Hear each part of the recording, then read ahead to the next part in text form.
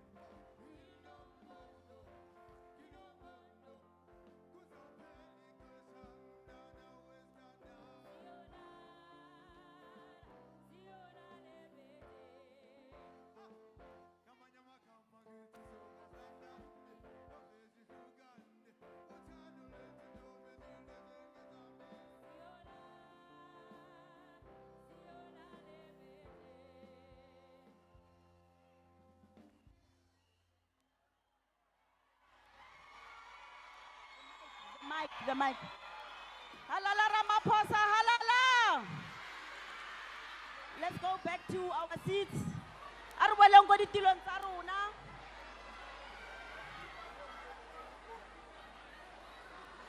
I can't do anything about it.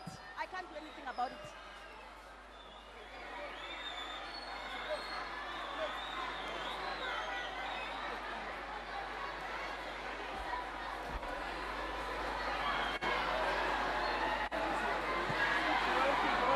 One, two.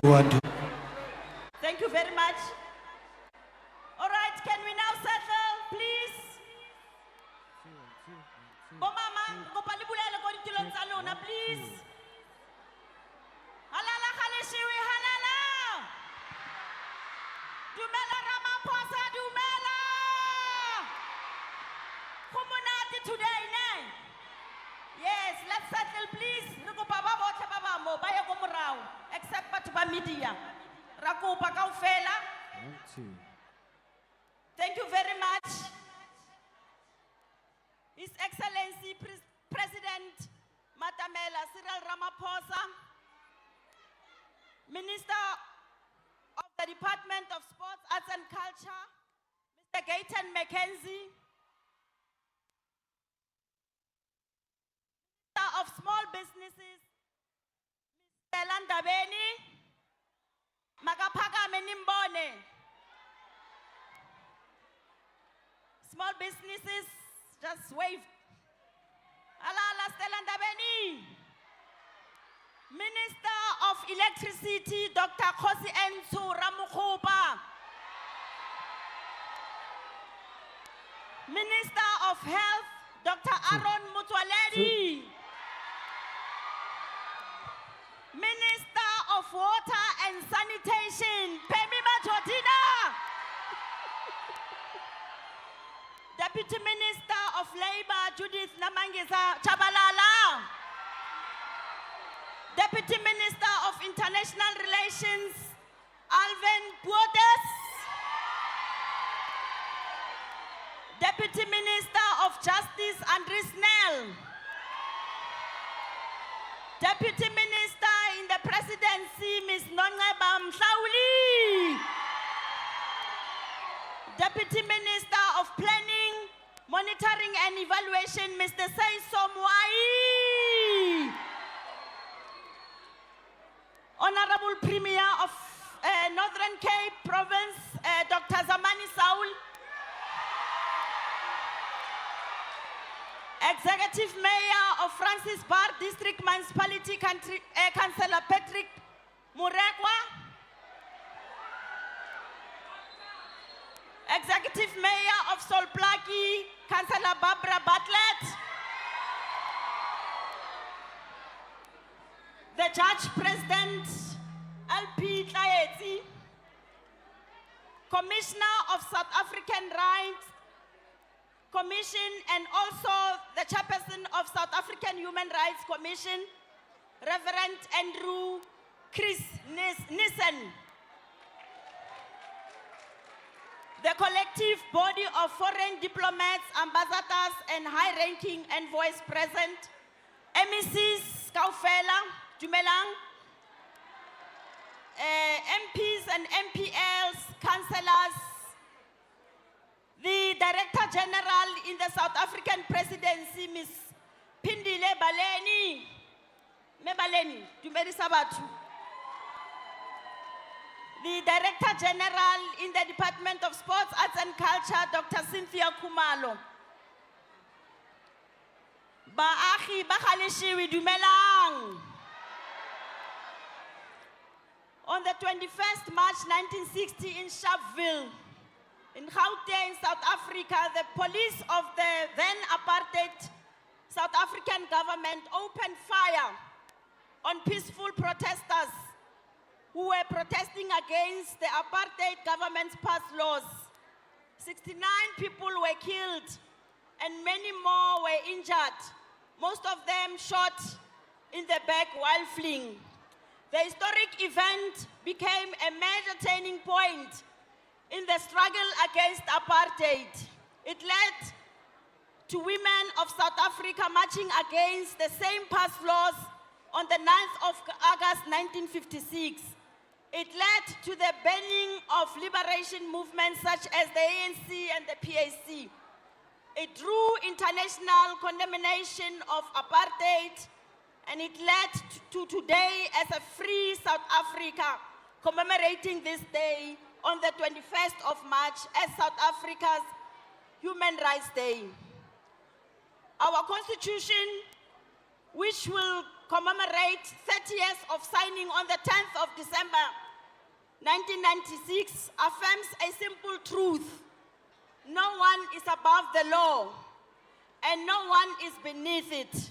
Human rights are not privileges for the few. They are promises to all, regardless of race, gender, language, belief, or background. Let us recommit ourselves to building a South Africa where freedom is real, equality is visible, and dignity is non-negotiable. Let us move forward together, guided by our Constitution and united by our shared humanity. I will now request that we all rise for the singing of the national anthem and the singing of the AU. Before we start, let's give everyone a chance to stand, please.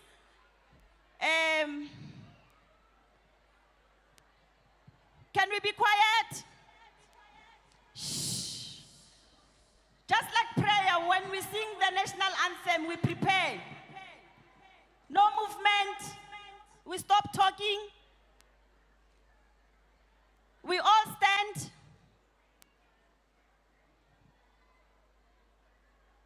We're getting there. But I see movement there. Those people are part of us.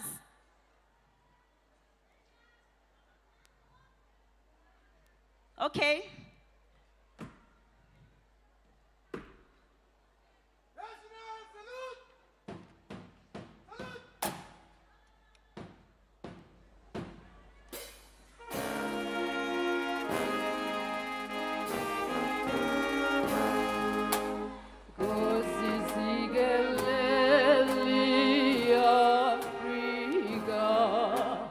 Malupa ganyesu kondo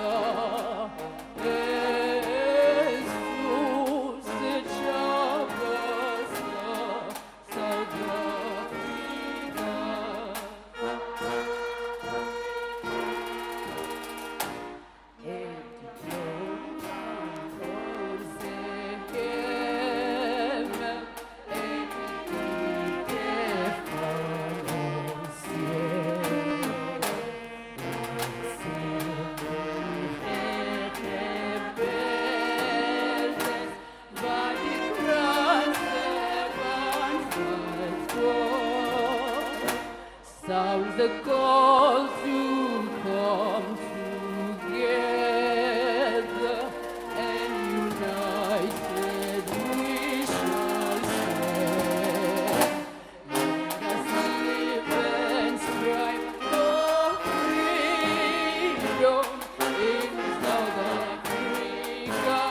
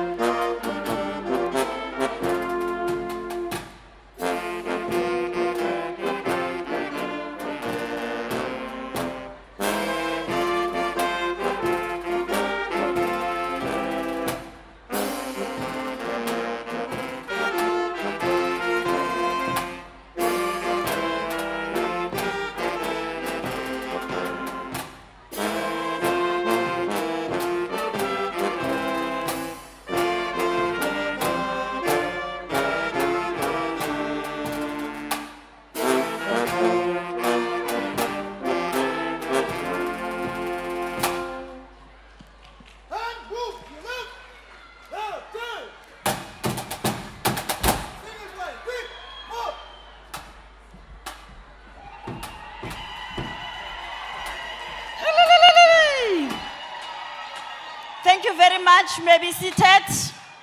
Halala khalishiwe halala. Let me also acknowledge my co-program director, MEC Mangaliso Matika, and sign language interpreters, Ms. Fumani Tadi and Jane Shite. We will now call upon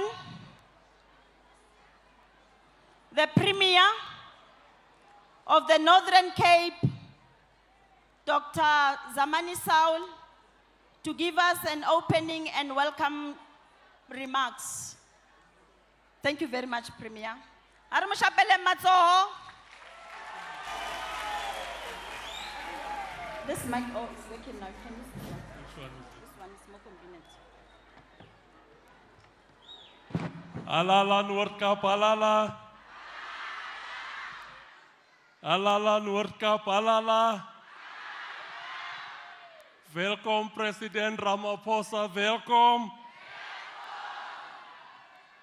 Welkom president Ramaphosa, welkom. Voorwaarts, Noordkap, voorwaarts. Baie dankie programdirekteur. Laat ek die geleentheid gebruik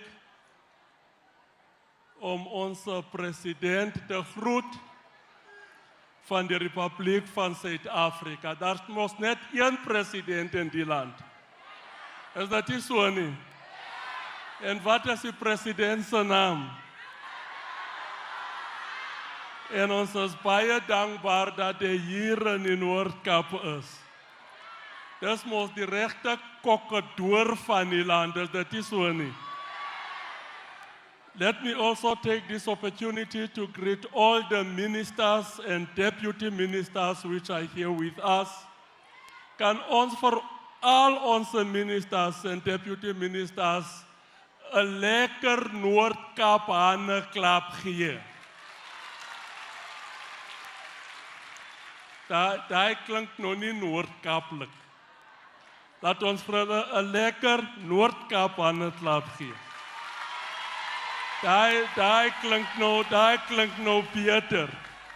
Laat ek ook ons Minister of Sports, Arts and Culture, Minister Gayton McKenzie groet, en ook die burgemeester van Solplaatje, Barbara Bartlett, ek het nou hier gehoor, daar's 'n nuwe burgemeester vir Solplaatje. En ook laat ek die voorsitter van die South African Human Rights Commission, Reverend Chris Nissan, groet. Hy is hier saam met ons en ons is baie dankbaar dat hy tyd gemaak het om hier te wees.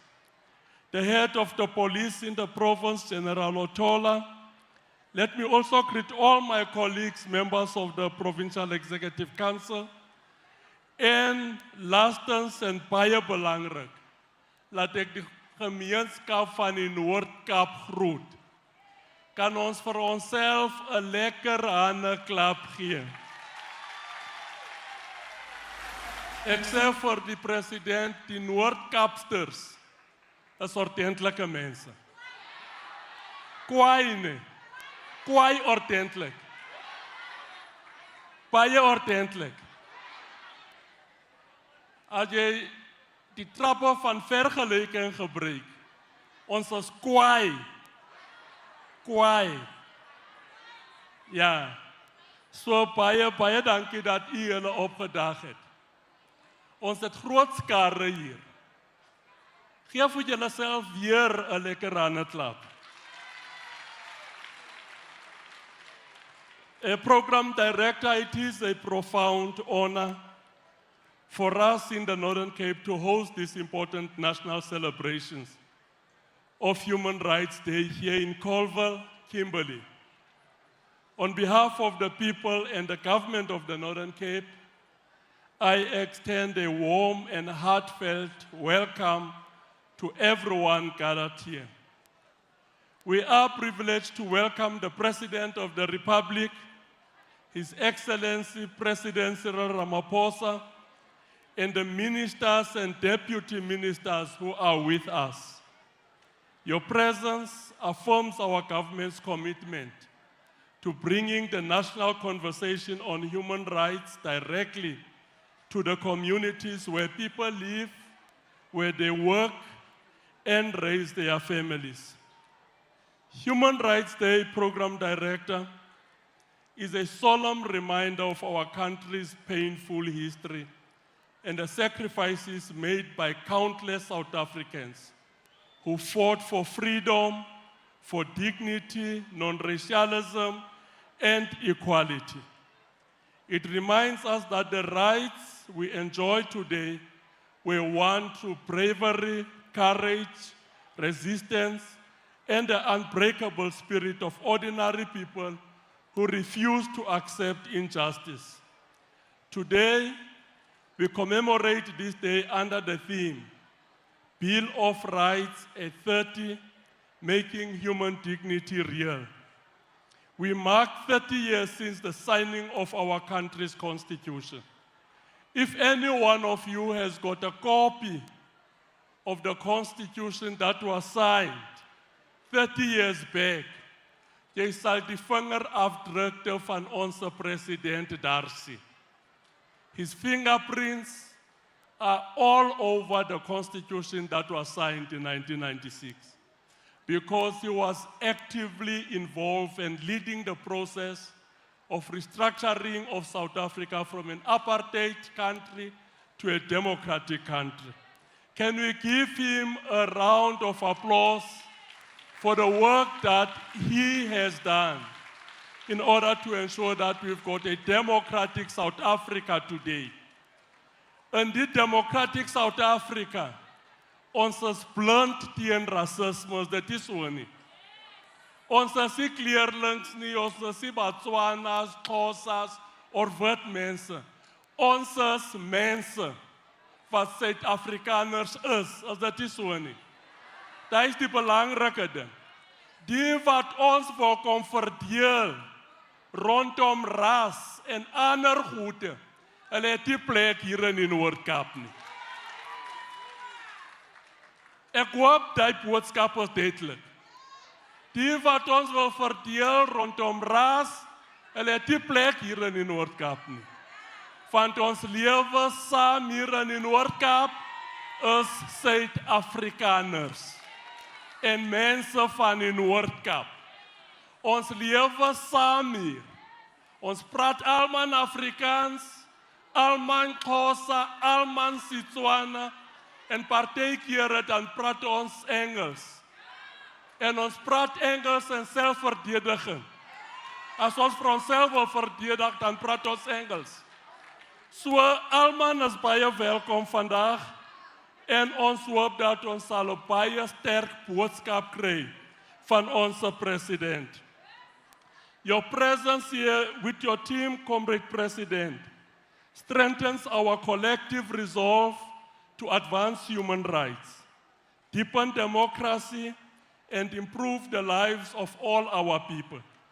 Together, let us continue working to build a province and a country that honor the sacrifices of the past by creating a future of dignity and opportunities. Thank you very much, Program Director.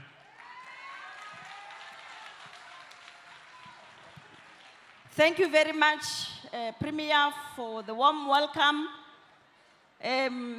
Indeed, today we are celebrating Human Rights Day and sports, arts and culture. It is our business to nurture talent, to recognize talent, and give talent a chance. We're going to amend the program and allow the Scouts to demonstrate their talent. We're going to give you 2 minutes to please do that. Please come closer, don't be afraid. It's your day. The president is here, he really enjoyed you and he wants to see you performing. Let's give them a huge round of applause.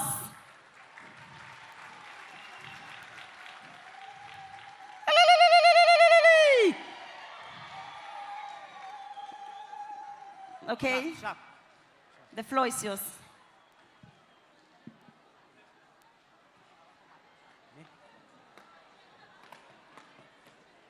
Fact Sam on my command. Read as well. Read. Attention.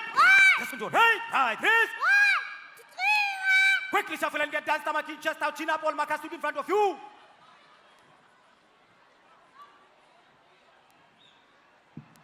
Eyes run. Take move. To left and 3, left hand. Spot the fence. Right hand. Spot the repair. About 10. Spot the fence. About 10.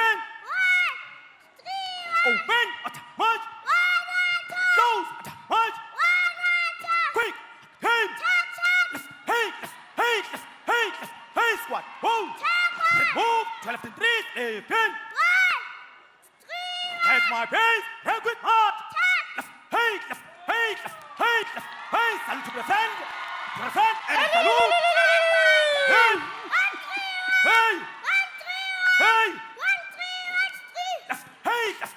present.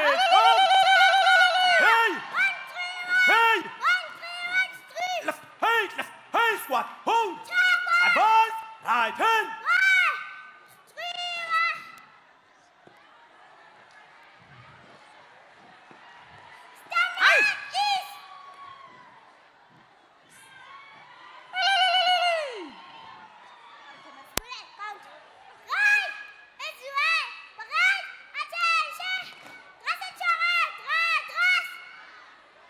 One.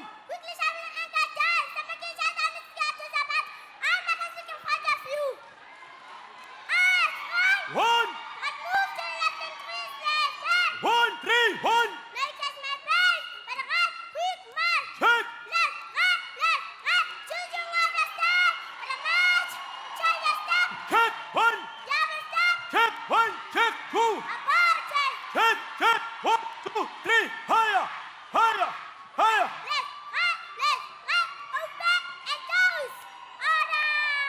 Check 1, 2, 1, 3, 1, on 2, 1, 1, 3, 1, on 2, 1, on 2, 1, 1, 3, 1, on 2, 1, 1, 3, 1, on 2, 1, on 2, 1, on 2, 1, on 2, 1, on 2, 1, on 2, 1, on 2, 1, on 2, 1, 1, 3, 1, check 1, check 2, 1, 1, 2, 1, 3, 1, 1, 3, 1, 3. Check 1, 1, 3, 1.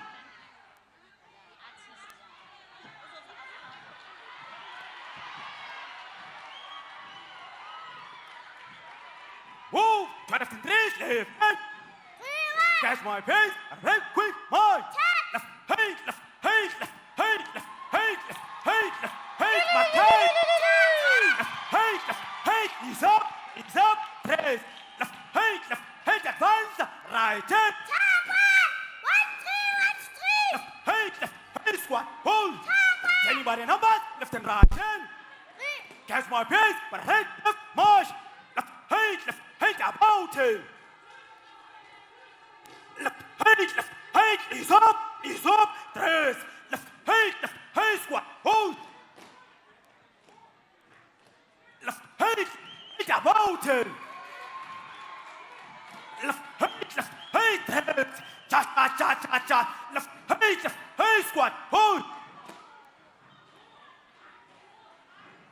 ACT Vesai wena yemala Costa man yemala Costa man yemala ACT Vesai wena man yemala Costa man tension Alala mapiano. yes it azep azep Ay.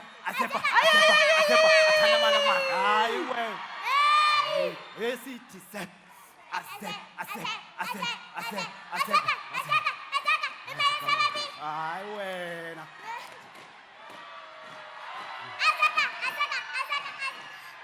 tension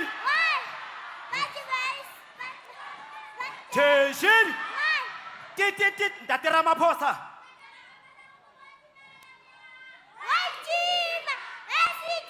ai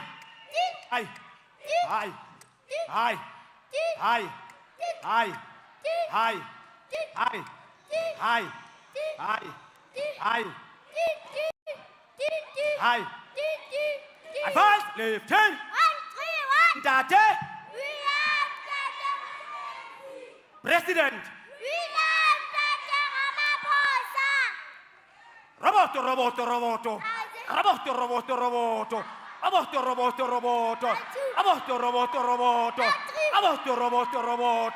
ai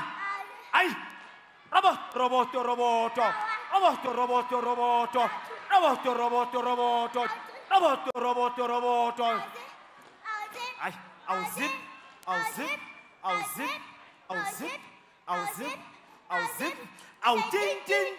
ting Tala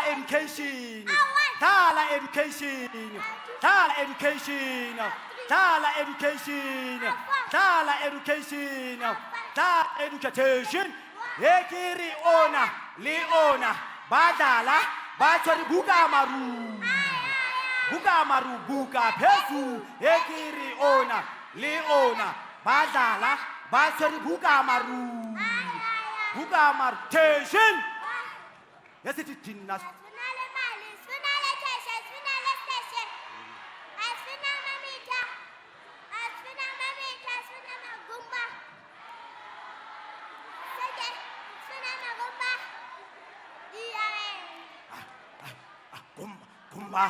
Kumba, tension, advance, right hand, 3, 4, hold. 1, 3, right, I say check 1, check 2, check 3, check.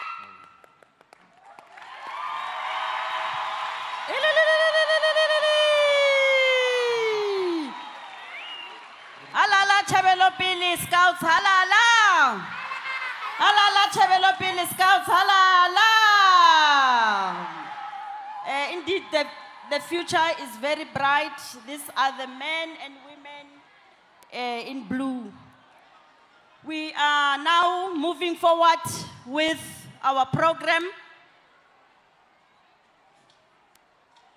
We are going to invite the chairperson of the South African Human Rights Commission, Reverend Chris Nissen, to give us the message of support. And as we do that, Lucille Slade, please be ready. Immediately after the Reverend, you will be taking over.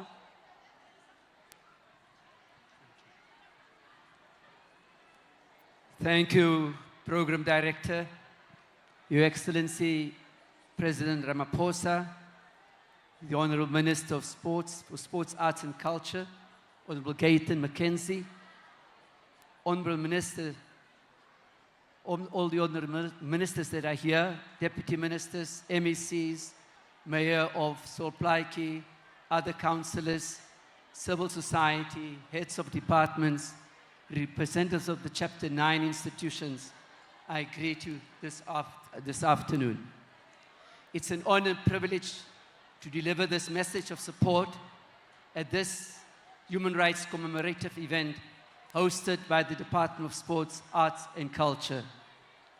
We gather here today 66 years since the Sharpeville massacre and 30 years into constitutional democracy against the backdrop of the theme, a legacy of courage, protecting rights, preserving humanity. The history of Sharpeville massacre reminds us that our nation's progress is built on the courage of those who refuse to normalize the injustices and the indignity of being forced to carry passes in the land of their birth. We acknowledge their legacy of bravery and commitment to a society that is just, fair, and based on the values of equality and human dignity. However, acknowledging the legacy is not enough. Their legacy ought to challenge us to continue building a society that is equal, just, and where everyone's dignity is protected. We should never grow tired or despondent in our efforts simply because we've been striving to inculcate a culture of human rights. For 3 decades and at all times, it seems like there's little progress due to the magnitude of our continuing challenges of inequality, poverty, and unemployment. This theme does not only call upon us to reflect on the legacy, but also calls upon us to be forward-looking and take action. Protecting rights and preserving human rights, humanity calls upon us all to continue upholding the dignity, freedom, and equality of all South Africans. We preserve humanity when we understand that our rights are not rational to individuals on the basis of race, ethnicity, social standing, or any other ground, but on the mere fact that they are human beings and those rights are inherent to all of us. A state committed to preserving humanity is one that takes all steps necessary and all steps available to it to ensure access to basic services as a lived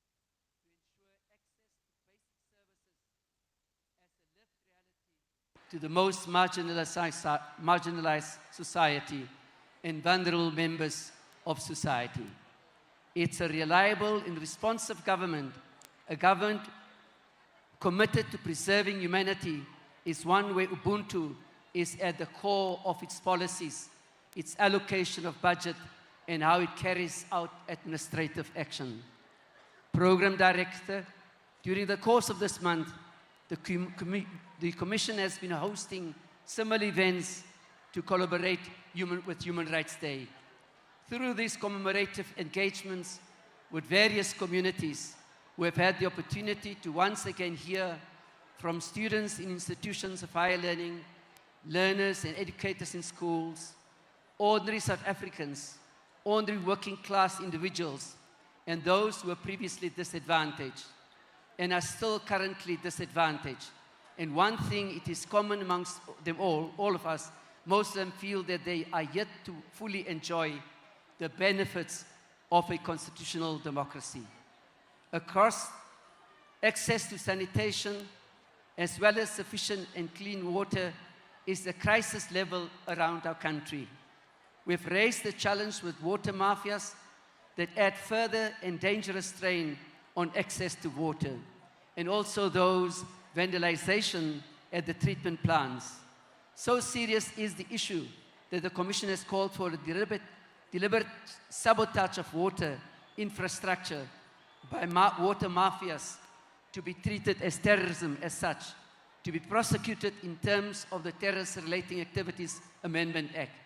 Our position as the Commission has been and still remains that no municipality should make provision for bucket toilets. This week, the Commission hosted a national inquiry into South Africa food systems. Part of what has been revealed through testimony at the inquiry is the alarming normalization of malnutrition, which approximately 14 million citizens go into bed hunger in 2024. This coming week, the Commission will hold an indaba on realizing socio-economic rights through pro-human rights budgeting and equitable share. Through the indaba, the Commission will be seeking to contextualize pro-human rights budgeting within the South African legal and policy framework and identify barriers that exist in current budgetary process which undermine poor and pro-human rights outcomes. Given our country's deepening inequality and the urgent need to change, to translate constitutional promises into material change for the marginalized, the indaba seeks to provide tangible solutions to these challenges. The Commission remains committed to its constitutional mandate to promote, protect, and monitor the observance of human rights in the Republic of South Africa. As we commemorate the Human Rights Day, I call upon all of us to truly reflect on this year's theme and internalize it as we continue to strive towards a nation where rights are protected and humanity is preserved. Your Excellency, Mr. President, we've come a long way in this country with regard to human rights and the Constitution, but this Constitution must be, for us, a lived reality, and I'll call upon us to exercise our rights within the Constitution. We have come a long way. We've done a lot, but still not enough. And also, we must emphasize that whatever we do, we must do no harm to our communities and to our individuals. Honorable Mackenzie, thank you very much for such a successful event, for this event of today. Thank you to your team and to everybody that made it possible. Thank you so much.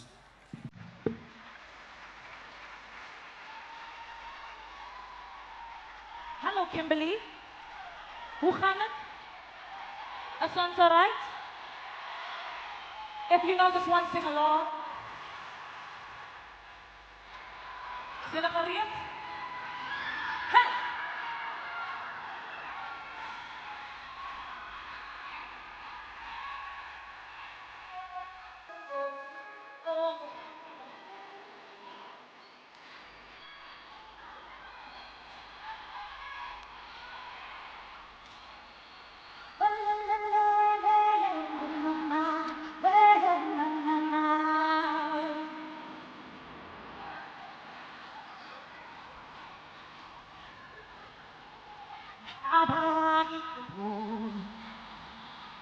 Who's living now? How come the long way?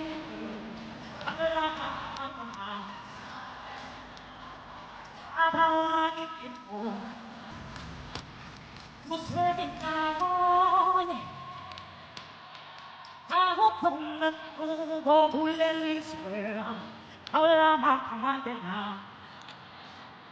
Oh, Tino Singapore, Sila Queen,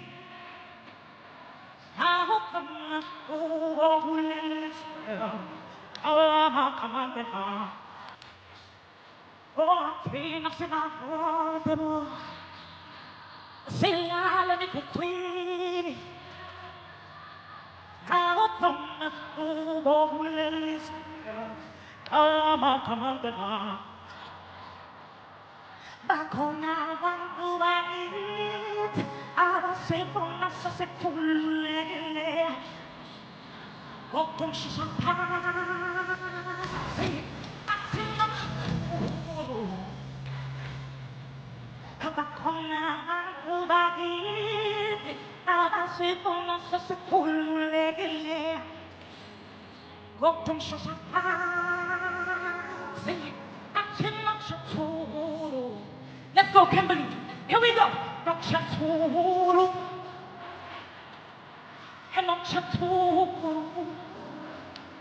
Hey, let's go.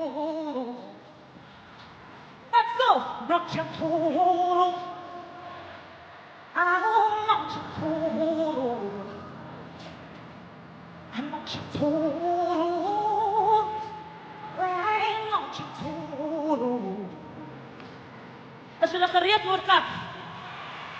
Okay. Silakan, ¿cómo estamos? ¿Cómo estás?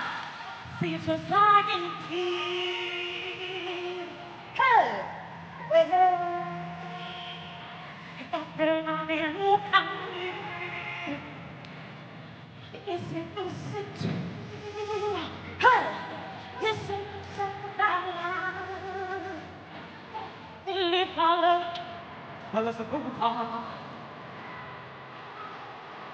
Hey, come on.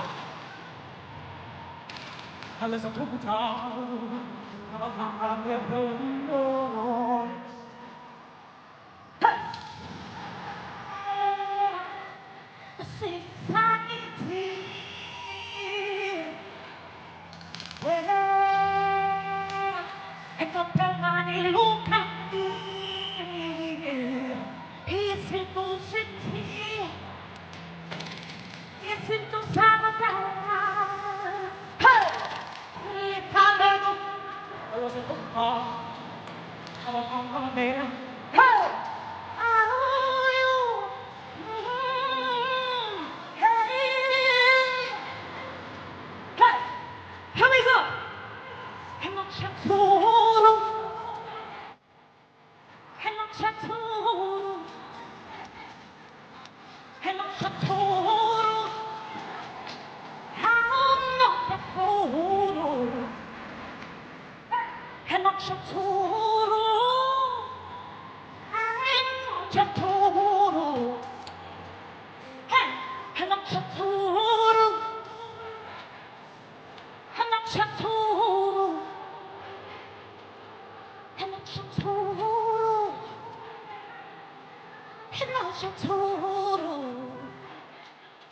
Thank you, Kimberley.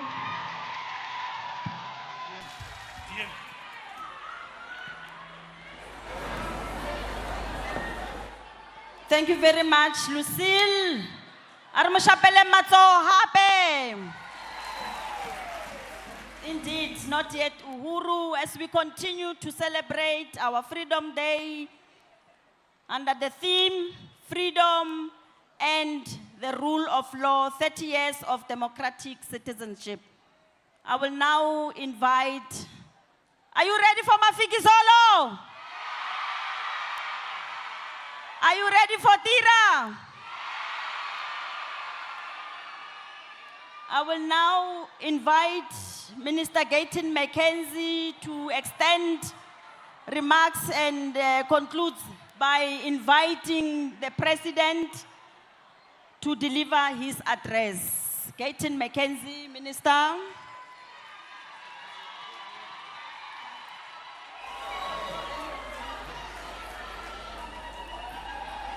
Dumelang, Dumelang, Dumelang. Hallo, hallo, hallo. Die Noord-Kaapse mense. One thing about the people of the Northern Cape, they are not soft people. They are people with vuma. So I'm going to say again, Dumelang. Hallo. Baie dankie. Honorable President, we as South Africans, currently, I was sitting there this morning and I heard a story which I think the media should take out. The Northern Cape was doing very bad when it came to matric results. Very bad. The president, upon seeing the results of the Northern Cape, he phoned Premier Zamani Sol. He said, "Wat gaan anda?" President Zamani didn't know whether left or right. I know those calls when you've messed up and the president calls you directly. He doesn't ask the DG or RT to call you. And he said to him, "I'm not happy with the results of the Northern Cape. I am willing to assist. I'm going to get involved in the Northern Cape." The president then extended an invitation to Premier Zamani. Premier Zamani grabbed it with both hands. He said, "President, I'm going to follow it to the letter." I'm sure when he came to Bomatika, he said, "La bona di totalina no. Bona president wa phonela." He was now giving them a lot of grief. When the result came out this time, the Northern Cape became the most improved city, town, province.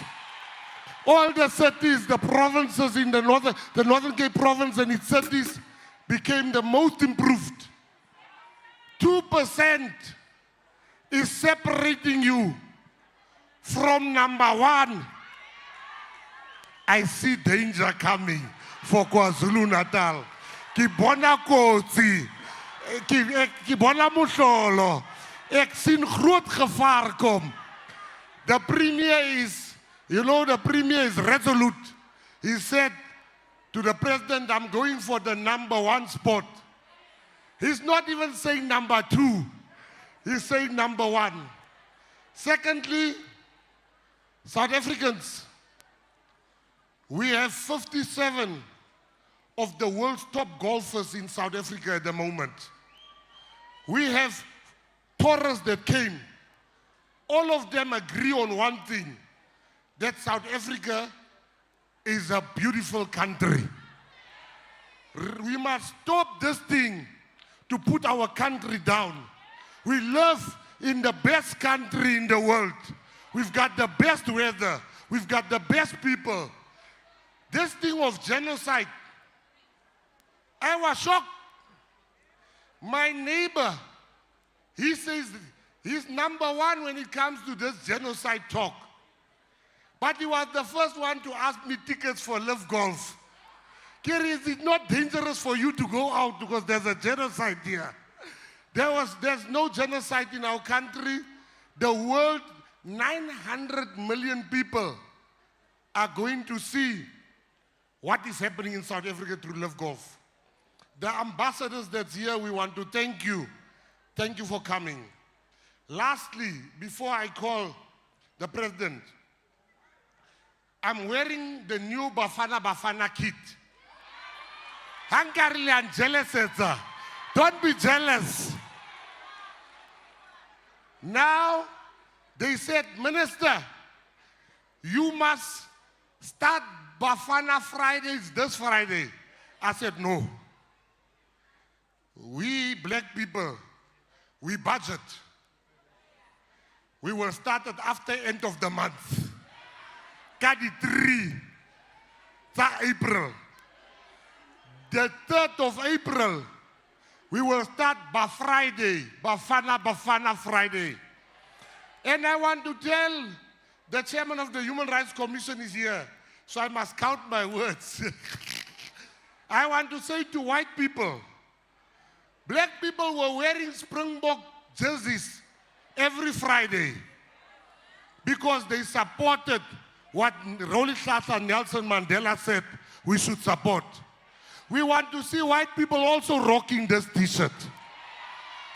To the corporates, the owners of businesses, we want the same attitude that you had for the Springboks, for Bafana Bafana.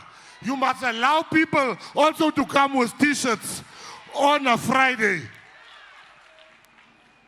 Before I call the president, I want to do two things. I want to answer my critics.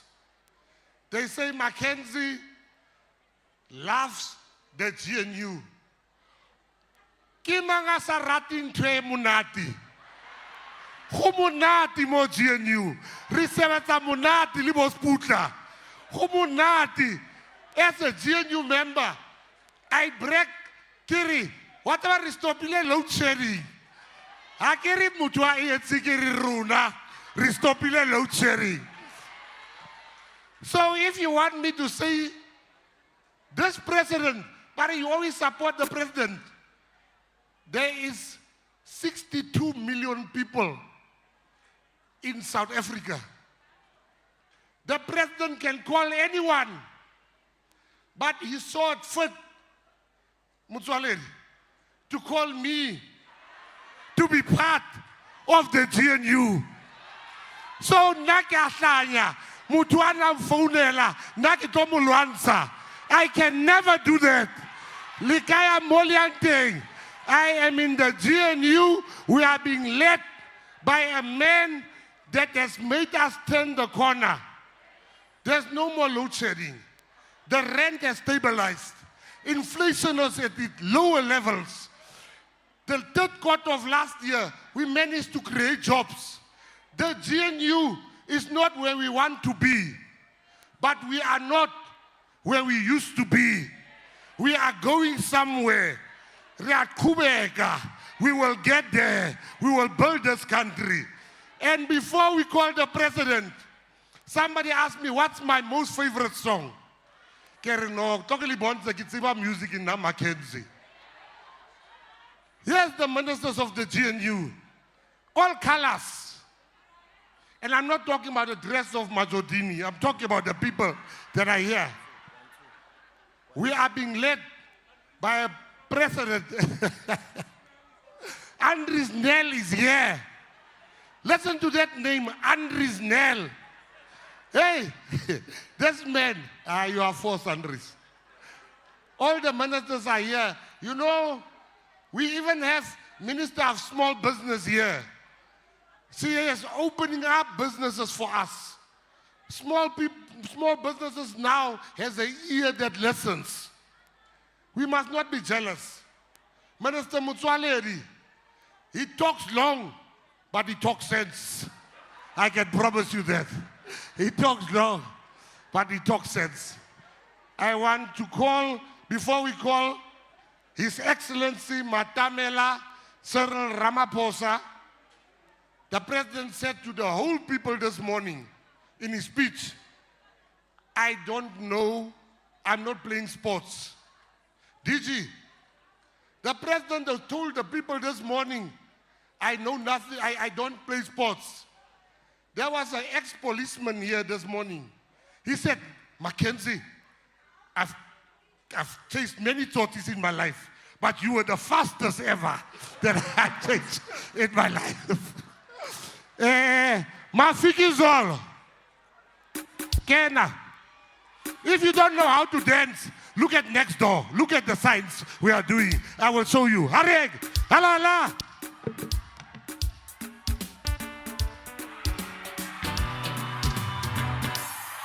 Ishi.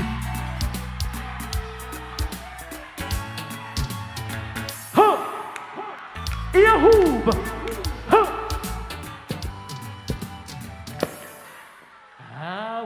How hang it to your pneumonia.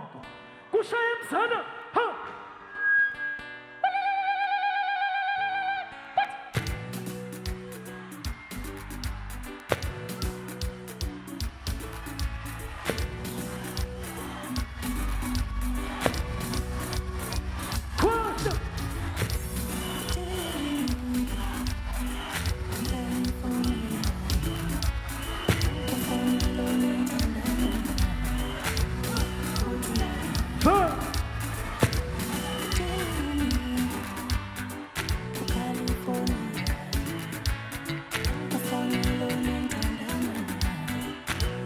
우투야나나 홈홈 홈홈 홈홈 홈홈 홈홈 홈홈 피라마니 피라마니 피라마니 angin coba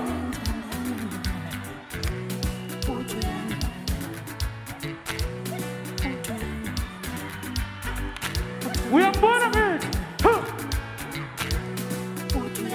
asabuman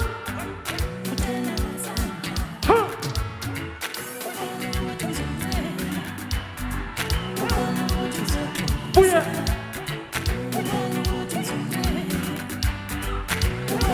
Oh, oh, huh.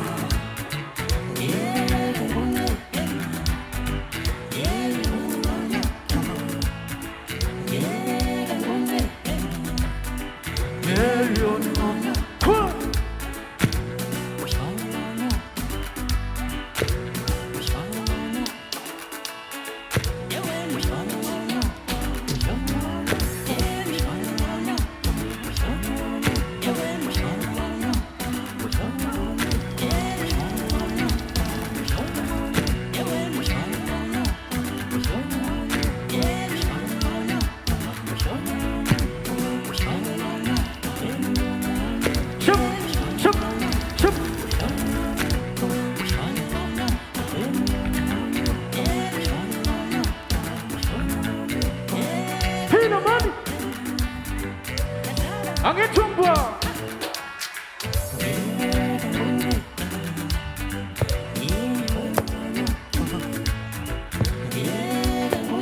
Angin coba. Asal bukan?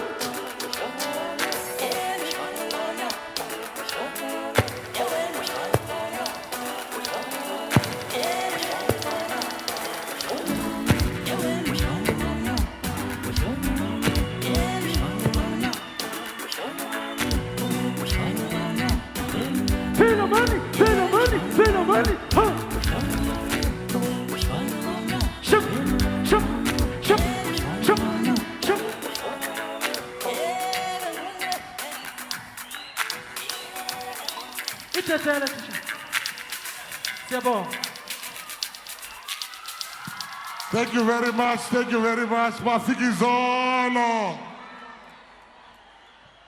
Now, after that dancing, I didn't know, Mr. Mutsualedi, you can dance like that. I didn't know doctors can dance. I want to say to you, let's listen to our president giving us the human rights message of today and the meaning of today. Can you rise to your feet to welcome my president, your president, our president, President Matamela Cyril Ramaphosa.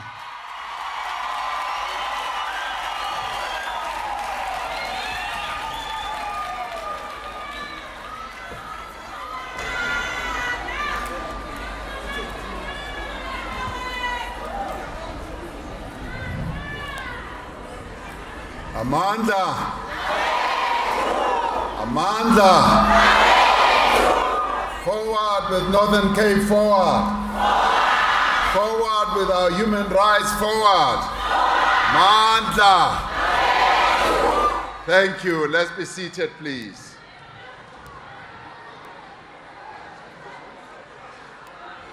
Now, program directors, Minister Gayton McKenzie, Minister of Arts, Sports and Culture, Dr. Zamani Saul, the Premier. Okay, I'll wait for you to keep quiet, then I'll continue. Ke tla le emela le ska tlhola le bua. Exalnet still blay. Now, Dr. Zamani Saul, our Premier here, ministers and deputy ministers, the chairperson of the Human Rights Commission, heads and representatives of our other constitutional bodies, Your Excellencies, ambassadors, the mayors and councillors and MECs, and the leaders of various political formations, and leaders of civil society formations, and guests and fellow South Africans. Now, Minister Mackenzie,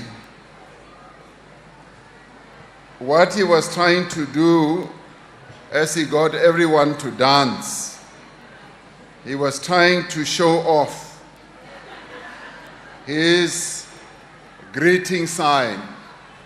Now, a number of you will have seen ministers and deputy ministers being asked to stand up.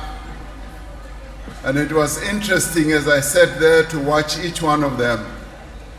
Everyone has his style of greeting. Some, when they were called, they went like this. One of them went like this.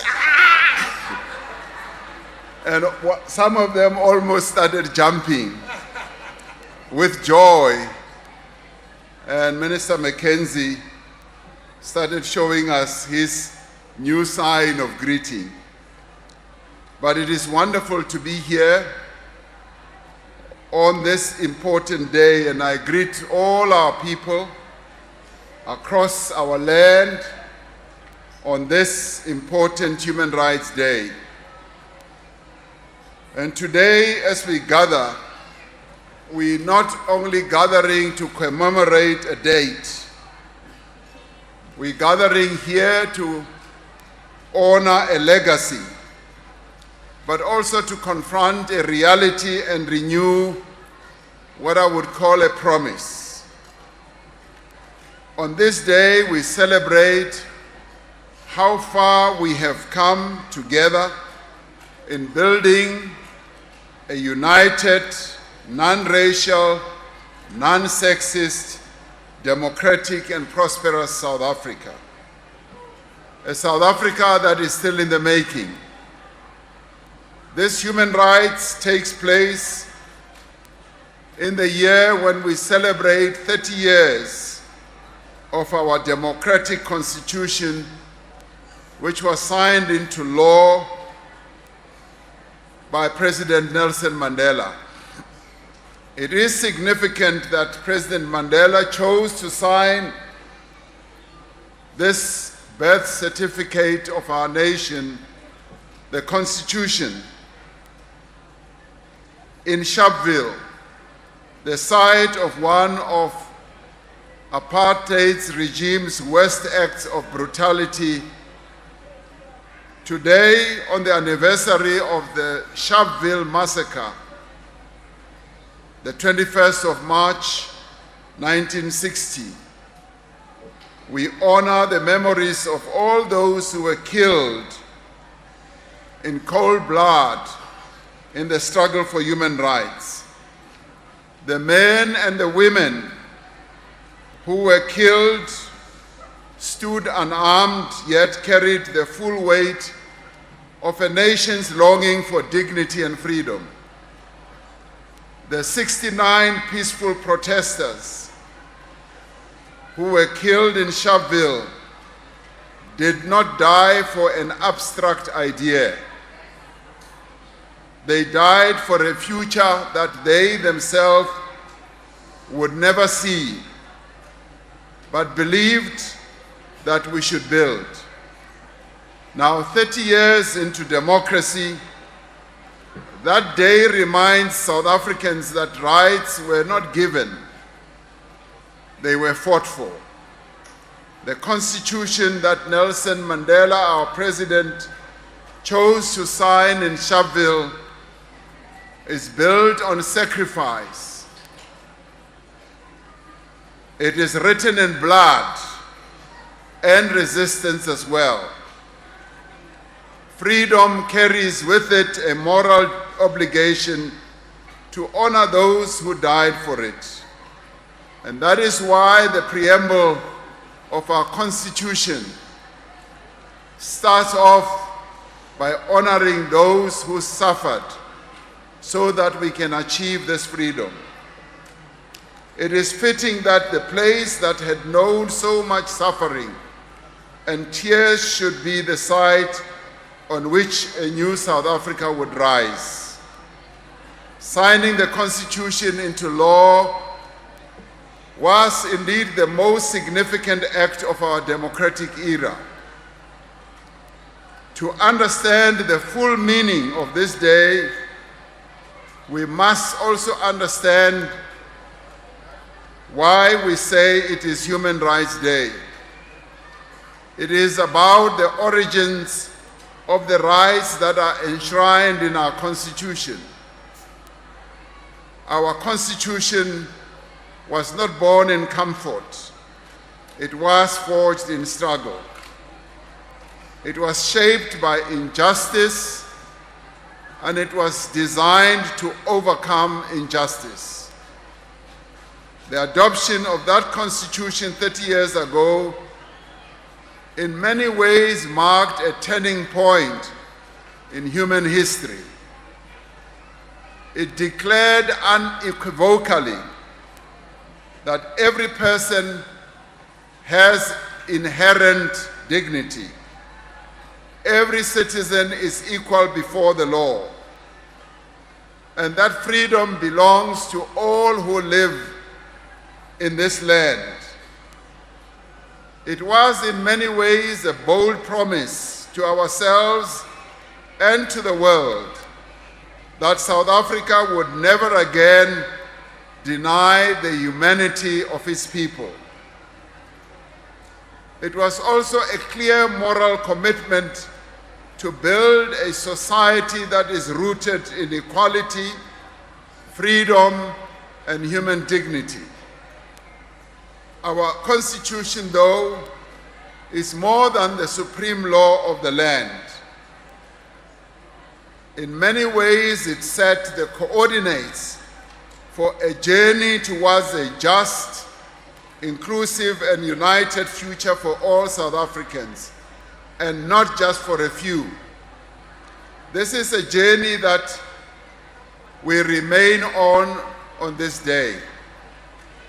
The Constitution is our greatest source of national pride, not only because of what it contains, but because of how it was also written.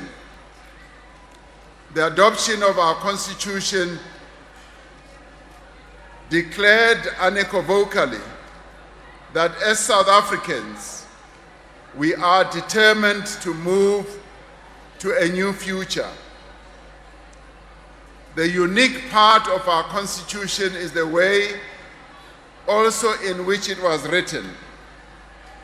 The Constitutional Assembly that wrote our Constitution determined that ours should be a homegrown Constitution with broad legitimacy and acceptable to all South Africans. For nearly a year and a half, we traveled through cities and villages, suburbs and townships, factories and farms to gather people's contributions to our Constitution. We engaged with the men and women of our country, black, white, Indian, colored. We met with young people with little experience of apartheid and with older people who still carried apartheid's painful wounds. We listened to their hopes, their dreams, and fears of whatever class that they belong to, middle class, working class, employed or unemployed. We held community meetings, met with people at their places of work to hear their concerns and proposals, even on the airwaves, on radio, on television. Everyone took part in these discussions, and they all had a deep understanding of why human rights mattered. In many cases, their views were born of their own personal experiences of injustice. Now, today we have what we call a People's Constitution, our nation's birth certificate, which every South African citizen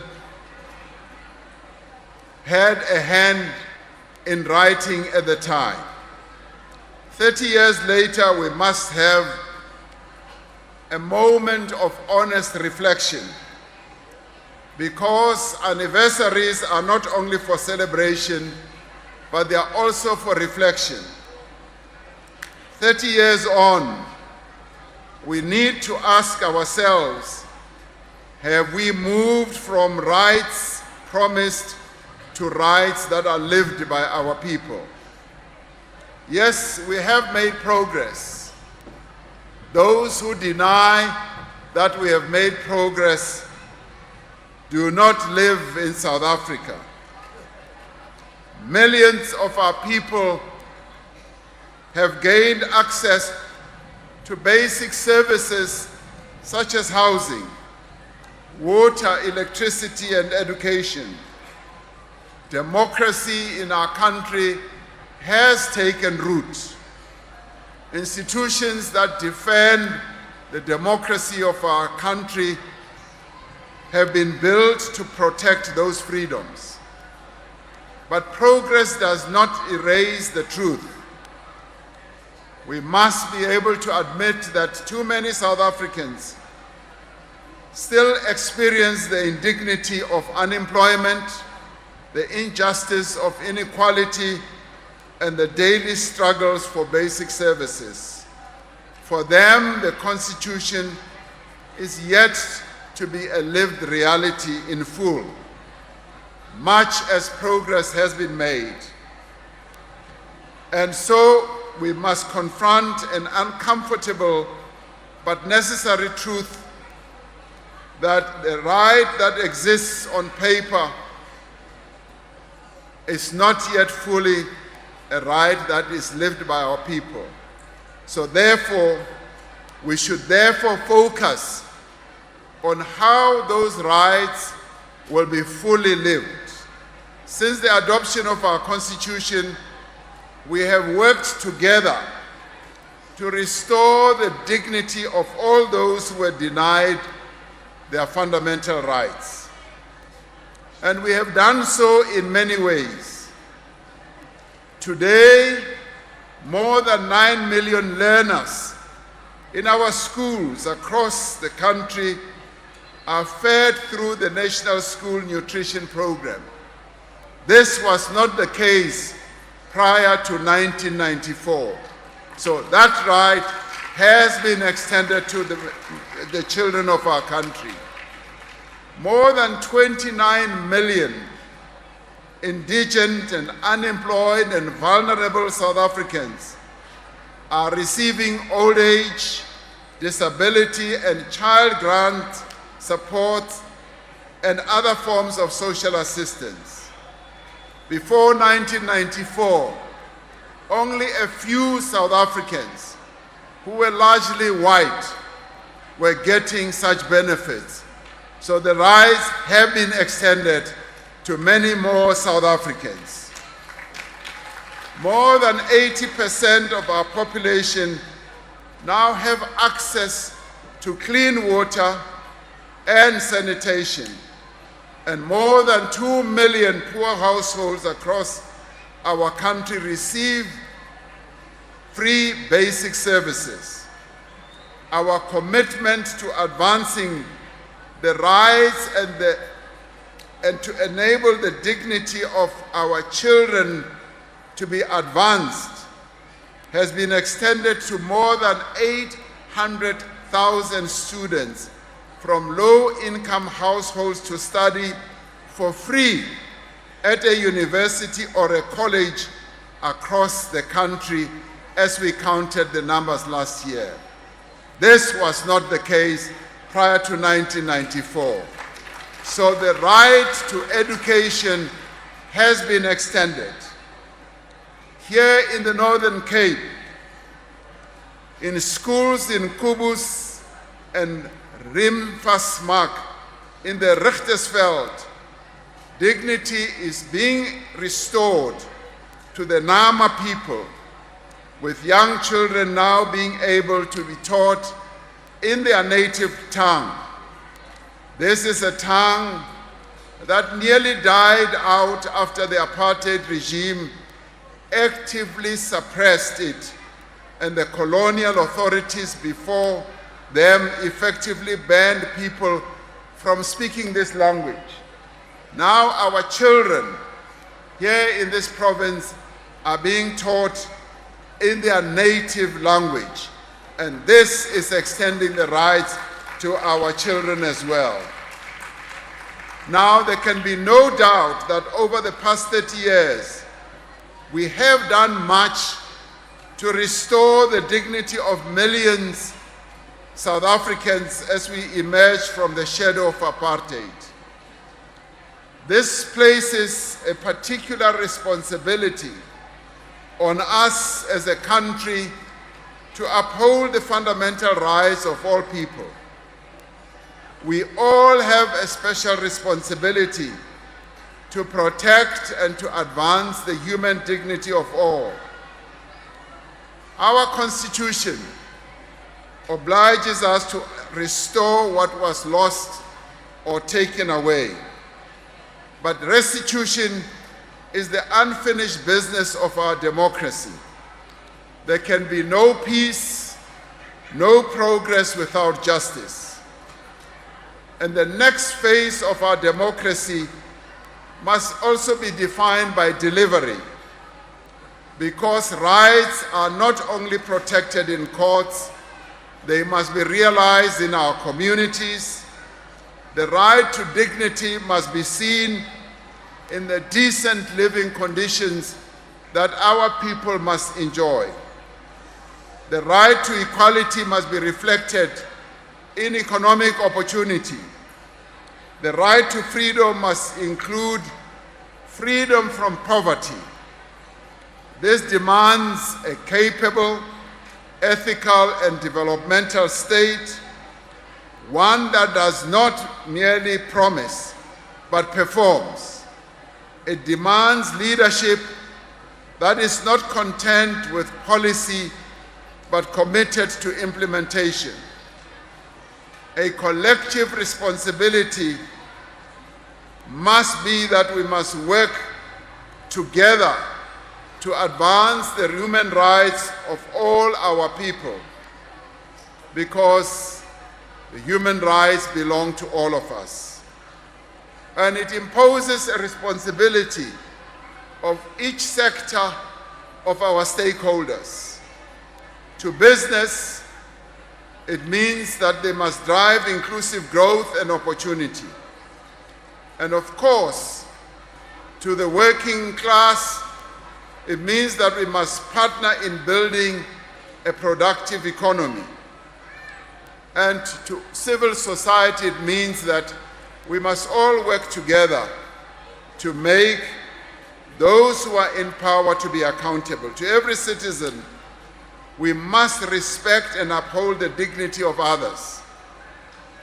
Because human rights are not only legal principles, they are social practices as well. They live in how we treat one another. They are tested in moments of great difficulty and angst in our communities. They are strengthened when we choose justice over convenience. There are some who say, now that we are 30 years into our democracy, we must say bygones should be bygones. What happened in the past must be relegated to the past. There are some who say that there is no longer any need for affirmative action and employment equity, and they say there is no need for land reform or restitution. Yet we say that restitution is not only about compensation or redress for what happened in the past. It is central to building a just society that upholds the dignity of all. Yesterday we were in KZN, where we were handing over land to people who were moved forcibly from their land. That was restitution. But we also remembered how one of the great intellectuals of our country, the late Sol Plaatje, who came from this province, and how he related the story that he was told by one of the people who were moved from their land, who, as they were moved, related that Bas arrived at our farm and told us that a law has been passed, which was the 1913 Land Act, which said that black people must now be dispossessed of their land.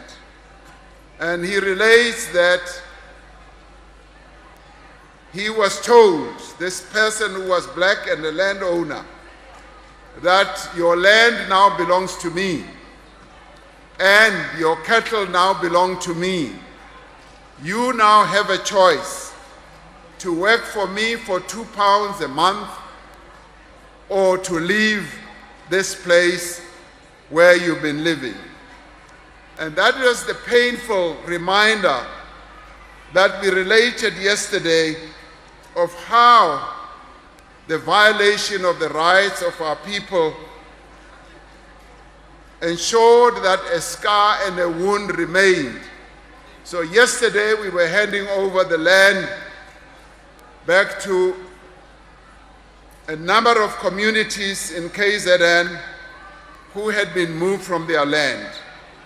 But that restitution, in the end, much as it will erase and heal the wound, needs to be accompanied by other assistant measures which government will offer them. And if we are to give effect to the promise of our Constitution, we must pursue the policies of redressing what was done wrong in the past. We must continue with our restitution processes.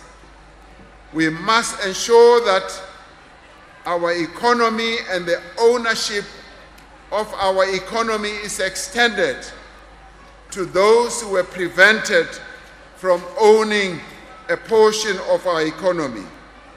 And we must also ensure that it reflects the diversity of the people of our country. We must continue until we fully deliver the social justice that our people deserve.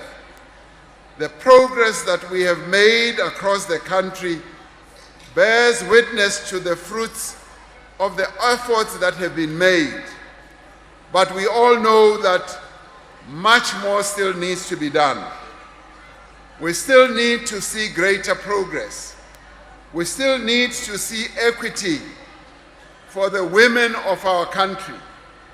We still need to empower the women of South Africa who were relegated to the back by the apartheid system.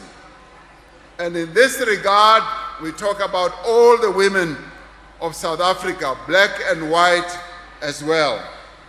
Here in the Northern Cape, black South Africans now own, manage and operate some of the farms here and some of the mines and businesses and factories.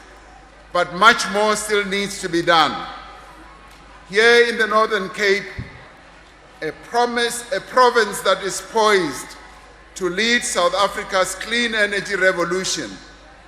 Black-owned businesses hold stakes in the massive energy projects that will power the country and someday our continent. Here in Kimberley, a black woman, Justice Violet Putswane, is the Deputy Judge President of the Northern Cape High Court, something that was unheard of in the past. She is one of more than 100 female judges in our superior court that are members of the judiciary, headed by another woman, Chief Justice Mandisa Maya. If you look back, it would have been unheard of to have a female Chief Justice in South Africa. We have achieved it, and it means that we are moving forward. Now, these gains are not products of chance. They are not a reflection of the inevitability march of time or incidental outcomes. These gains are the direct and deliberate expression of the promise of our Constitution, which has placed human dignity and human progress at the center of our democratic project. The advances we have made, be they in education, in healthcare, in gender equality, or other areas of life, have been made possible because of our constitutional architecture. Our Constitution is a covenant for dignity. It is the foundational instrument that has over the last 30 years shaped and guided and compelled the progress that we are making. Yet we know that the benefits of constitutional democracy have not yet been equally experienced by all. Far too many of our citizens still live in conditions of poverty, as I said, and far too many are still unemployed. Many of the developmental challenges we face today are the remnants of a skewed discriminatory system that was intended to impoverish generations of black South Africans. It is a system whose devastating effects still lingers on today, and it continues to cast a shadow on the path that we must all take to a better future. But we have engaged on this journey, and we need to rid our country of many weaknesses that militate against the achievement of the full rights that are set out in the constitutional commitments that should be translated into tangible improvements of our people's lives. Now, these shortcomings have contributed to us not being able as far along as we wanted to be on this journey, because the economic inequality that still dogs many of our people is a challenge to the promise of restoring dignity to all South Africans. Now, as the government of national unity, we have set ourselves the priorities of driving inclusive growth and job creation, and to reduce poverty, and also to bring down the high cost of living, and to build a capable and developmental state. Now, if we are to level the playing field so that all South Africans can reap the benefits of a more prosperous economy, we must pursue growth and redress with equal determination. It does not have to be one or the other. When the economy is more inclusive, when its benefits are more equitably shared, there is true social justice. I often say that one of the real terrible manifestations of the apartheid system was that it was a system that, or economy, it was an economy that was not firing on all cylinders. It was firing on a few cylinders, because the majority of the people who should have constituted the more effective cylinders were excluded from playing a key role in the economy of their country. Now, addressing the gap between constitutional promise and the lived reality of our people is central to the legitimacy and vitality of our Constitution. Now, as I've said, government cannot do it alone. We need to deepen partnerships between all key stakeholders in our country. The work of human rights that we are celebrating today cannot be outsourced to government alone. It belongs to all of us. It cannot be the function of the Human Rights Commission alone. It is a task that we must all undertake in order for every person in South Africa to feel that the rights that were promised in our Constitution are truly being enjoyed by all. Because human rights are not only legal principles, they are important for all South Africans to be included in benefiting from the rights that our Constitution is promising. We must work together to combat social ills like gender-based violence, criminality, and substance abuse. We must, all of us, engage in dealing with gender-based violence. Men must be in the forefront of fighting against gender-based violence. Men must be the key advocates for ending gender-based violence, because gender-based violence diminishes the rights of the women and girls of our country. And that is why we say men must play a key role in ensuring that we respect the women of our country, we advance their rights, whether in the workplace, in communities, and even at home. Everyone in society needs to cooperate with our law enforcement authorities to root out gender-based violence. All of us must join hands, working together to ensure that this scourge is brought to an end. For it is unacceptable that a key section of our society should live in fear, should forever be fearing what will happen to their bodily integrity. It is unacceptable that the men of our country should feel that they have dominance over the women and girls of our country. This must be brought to an end, and all of us must work together to do so. Now, we must also cooperate with law enforcement agencies to root out corruption, which is depriving our people of the goods and services that they need to advance their lives. Corruption is a scourge that we must rid our country of. For corruption deprives our people of the basic services that they must get, but it also diminishes their humanity.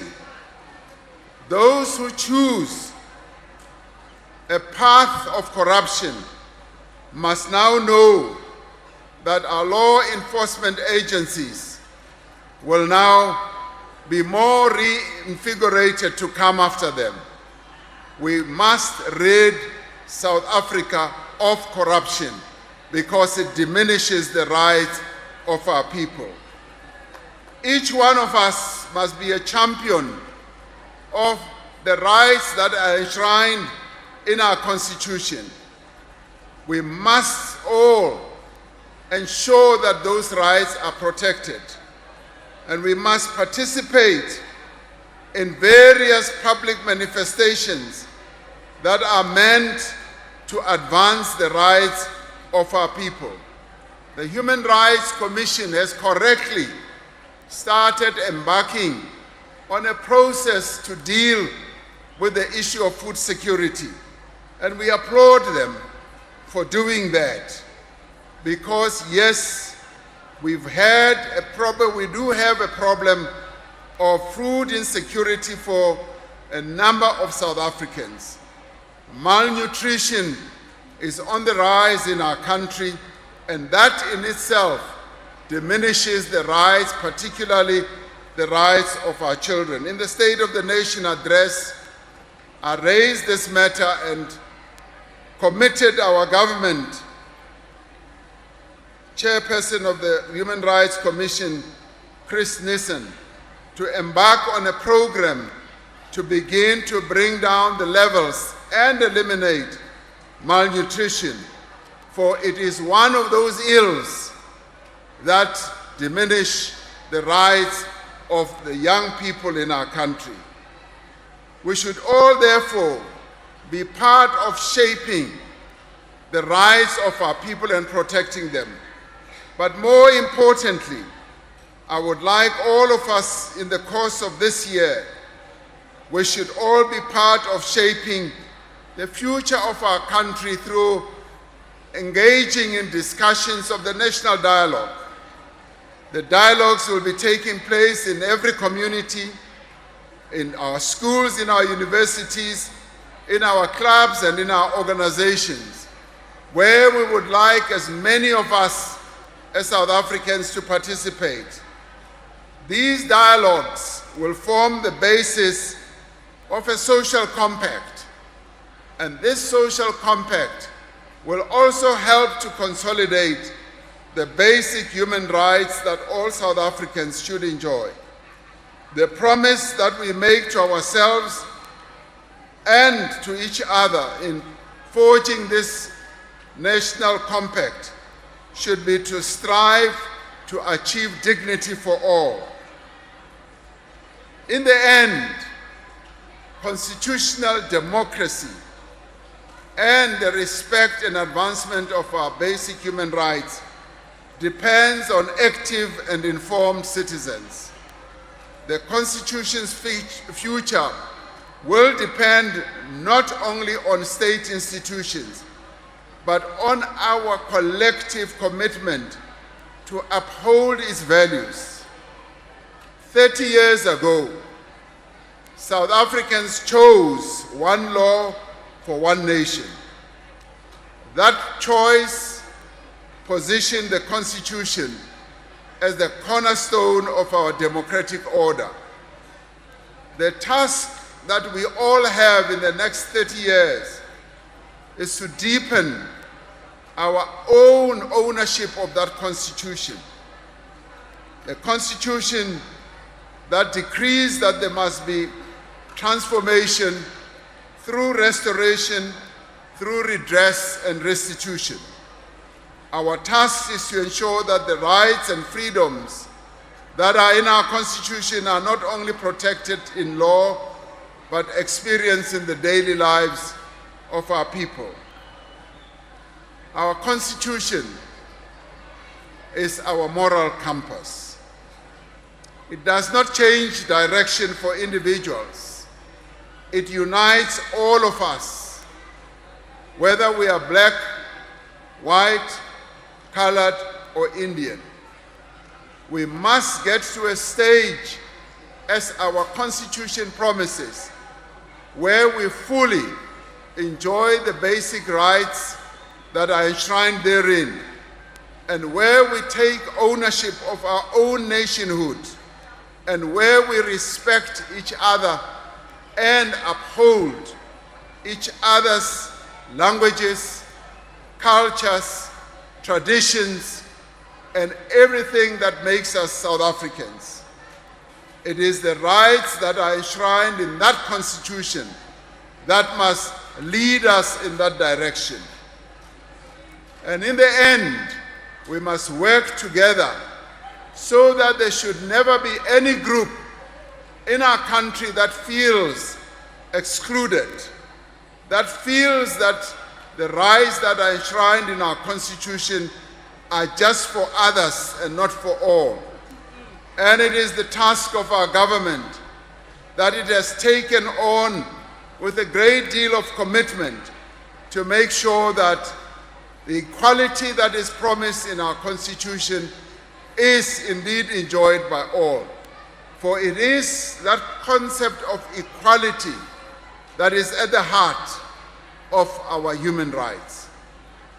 No matter how turbulent the journey that we are on of advancing the dignity that is promised in our Constitution, it is a journey that we must take together. In 1996, when the Constitution became law, we made a break with the divided past. Today, we work and must work together for a shared future. We have not yet reached the end of the journey that President Nelson Mandela started us on. On this Human Rights Day, I call on each one of us to rededicate ourselves to fulfilling the promise that is in our Constitution, in action, in thought, in word, and in deed. The faith that moved the drafters of the Constitution, that is the people of South Africa as a whole, continues to live on today. History will not judge us by the promises we inherited, but by the future that we build together. We have a great opportunity to build this future together. Minister Mackenzie has said that we live in the most beautiful country in the world, and that is true. But its beauty, it's not just in the landscape, the beauty of the Northern Cape, the beauty of the entire country, its mountains, its rivers. The beauty of our country resides in its people, in all of us, in our diversity, in our tolerance for each other, in our embrace of the basic rights that we all have, in our embrace and tolerance of our differences. As we stand 30 years into our constitutional democracy, let us also remember the struggle that was waged for human rights and say that and know that it did not end in 1994. It just changed its form. It now lives in the fight against poverty. It is about the pursuit of economic inclusion and the demand for a better future that awaits us. The generation of Sharpeville handed us a vision. The generation of 1996 that participated in drafting our Constitution gave us a framework. Our generation must deliver the outcome that the Sharpeville people who suffered envisioned, and those who drafted our Constitution, all the people of our country looked forward to. So let this Human Rights Day not be a day of remembrance alone, but it should also be a moment of reflection and renewal. We must move forward decisively from rights that are promised in our Constitution to rights realized and lived by every South African. The United Nations honors human rights by having a global Human Rights Day. But we must be one of the very few countries in the world that has a special holiday to honor and also to advance the human rights that we have. So let us continue along this journey, all of us, towards the South Africa that we have sought to build, a South Africa of true equality, where dignity of all is not an aspiration, but a reality. The work that is being done in the Northern Cape, as I continue to listen to your Premier Saul, is work that is advancing the interests of our people here in the Northern Cape. The government of the Northern Cape is doing everything that it is possible to do to advance those rights.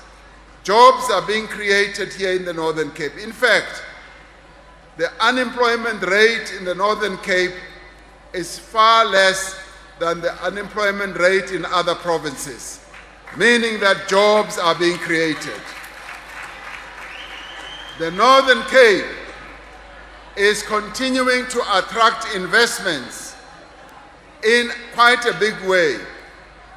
Premier Saul tells me that we have attracted 82 billion rand of investment in renewable energy. And that in itself is driving employment. And the mining sector continues to grow.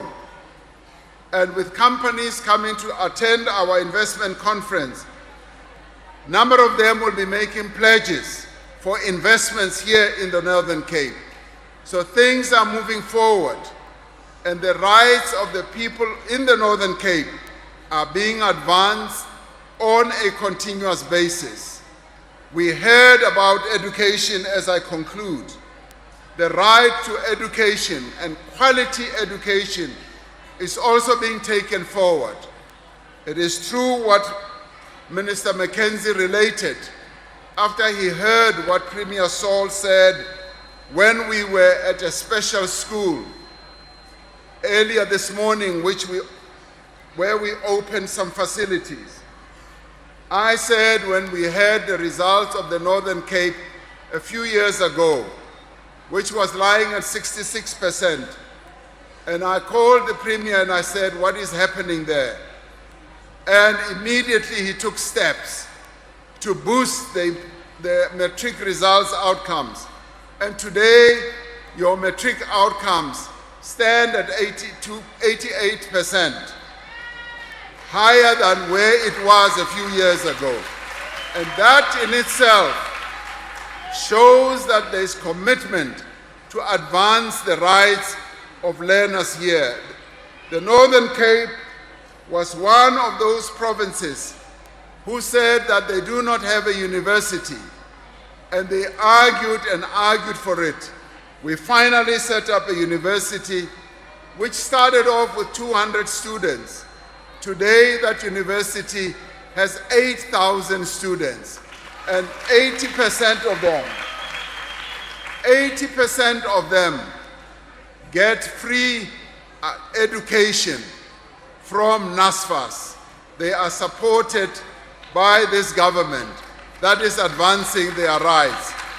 So progress is being made, and it is these rights that we say we must join hands in advancing. And as I conclude, I would say, where there is flagging, where there is weakness in achieving the rights that are set out in our Constitution, we must speak out as South Africans. We must raise our concerns in order for us to achieve all those rights. That is why I call on all of us to participate in public manifestations. The National Dialogue is one of those, where we should go and speak out so that the rights that we all have must be advanced. So today is an important day.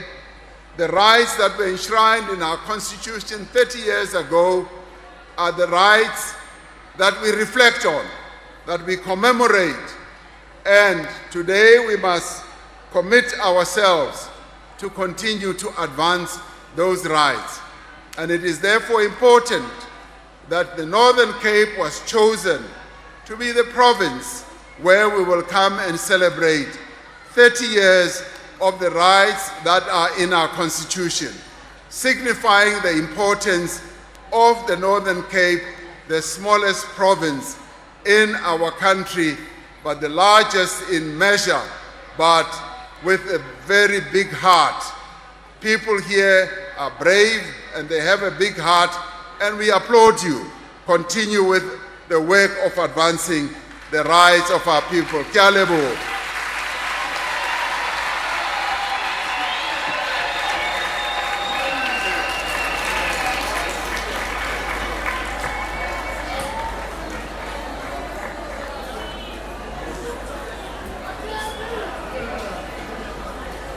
Ra leboha mo president wa